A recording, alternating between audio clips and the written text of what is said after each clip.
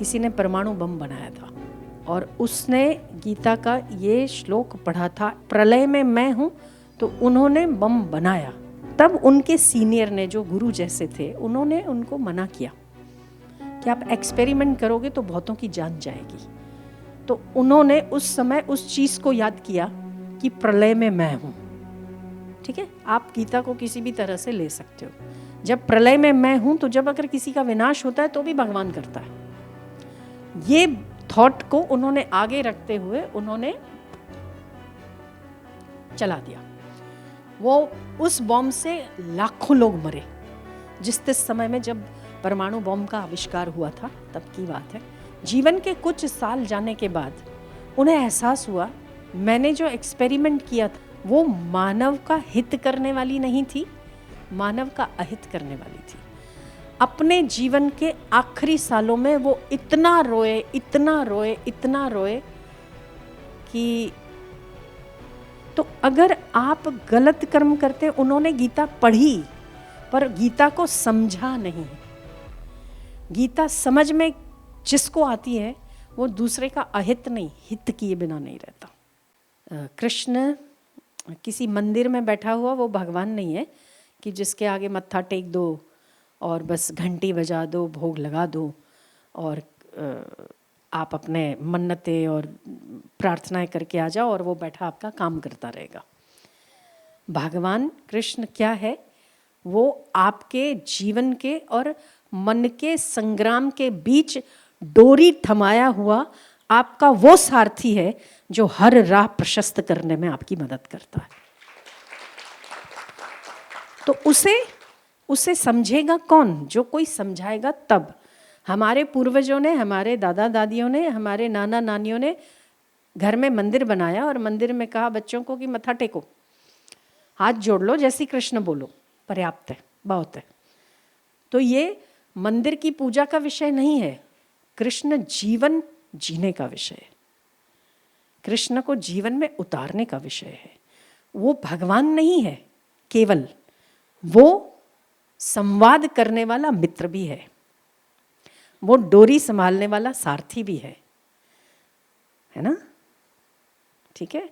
और वो गोपियों की डांट खाने वाला प्यारा भी है, चाहे किसी भी रूप से हो, पर वो पूर्ण है। तो केवल यही बात बच्चों में उतारने के लिए कि कृष्ण मंदिर की मूर्ति नहीं जिससे केवल हाथ जोड़ के मत्था टेक के चले आया जाए। कृष्ण वो चीज़ है जिसको जीवन में उतारने से, गीता का ज्ञान उतारने से जीवन बड़ा प्रकाशमय हो जाता है। वो आपके इर्द गिर्द है, वही आपके आसपास है, वो आपके साथ है। केवल हमारी ज़रूरत क्या है कि हम अपनी समस्या में उस गीता के ज्ञान पर भरोसा कर लें कि वो क्या कहती है।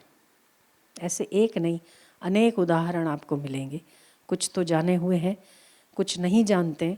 ऐसे भी कई दार्शनिक हो गए, कई ऐसे लोग हो गए जिन्होंने केवल एक गीता के एक सेंटेंस से अपने कर्म में प्रवृत्त होकर बड़ी बड़ी सफलताएं हासिल की। नाम मुझे तो ध्यान नहीं है, पर किसी ने परमाणु बम बनाया था और उसने गीता का ये श्लोक पढ़ा था, एतद्योनिनी भूतानि सर्वाणीत्युपधारय अहम कृत्स्नस्य जगत प्रभव प्रलयस्तथा। प्रलय में भी मैं हूँ। ठीक है, तो प्रलय में मैं हूँ, तो उन्होंने बम बनाया। तो जब बनाया और उसका एक्सपेरिमेंट करने की बारी आई, तब उनके सीनियर ने, जो गुरु जैसे थे, उन्होंने उनको मना किया कि आप एक्सपेरिमेंट करोगे तो बहुतों की जान जाएगी। तो उन्होंने उस समय उस चीज़ को याद किया कि प्रलय में मैं हूँ। ठीक है, आप गीता को किसी भी तरह से ले सकते हो। प्रलय में मैं हूँ। जब प्रलय में मैं हूँ, तो जब अगर किसी का विनाश होता है तो भी भगवान करता है। ये थॉट को उन्होंने आगे रखते हुए उन्होंने चला दिया। वो उस बॉम्ब से लाखों लोग मरे। जिस समय में जब परमाणु बॉम्ब का आविष्कार हुआ था तब की बात है। हाँ, 1945। उन्होंने, नाम क्या था उनका?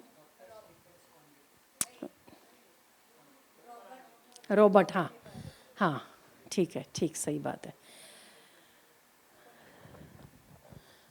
तो उन्होंने कहा कि अगर प्रलय में भी भगवान है तो मेरा ये एक्सपेरिमेंट गलत नहीं है, क्योंकि वो भी परमात्मा है। और उन्होंने एक्सपेरिमेंट किया और बहुत लोग मरे, कई लोग मरे, लाखों की तादाद में लोग मर गए। तब भी उन्होंने यही सोचा कि प्रलय में भी मैं हूं।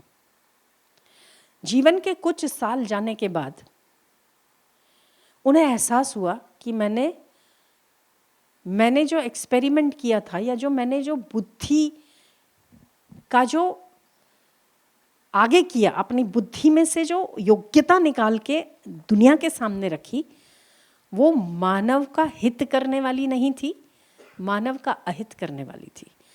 अपने जीवन के आखिरी सालों में वो इतना रोए, इतना रोए, इतना रोए कि उनके लिए उनकी जो गिल्ट जो उनके भीतर था, वो मरते दम तक उनका गिल्ट नहीं निकला कि मैंने इतने लोगों की जान ली।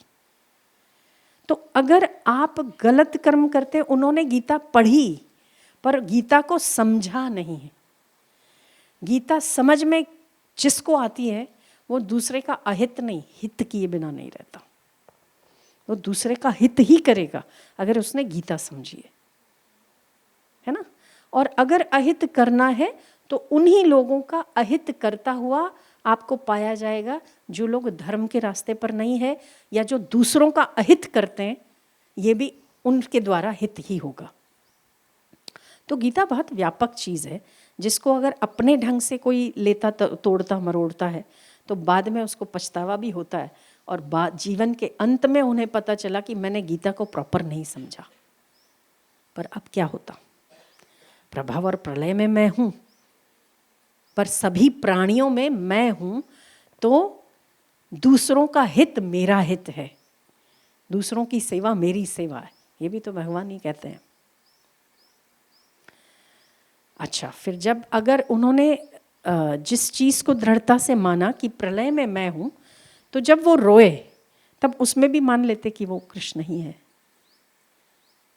कि अगर गलत कर्म किया है तो उसका रोना तो बनता है। अच्छे कर्म का, शुभ कर्म का फल शुभ होता है, अशुभ का फल अशुभ होता है।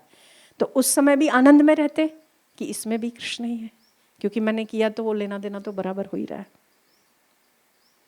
नहीं, वहाँ वो मैं दुखी हो रहा हूँ। और जब वो फिर इंसान दुखी होता है तो अपने कर्म को सोचता है कि वो मैंने शायद सही नहीं किया। तो आप कौन सी चीज़ है जो गीता में नहीं मिलती आपको?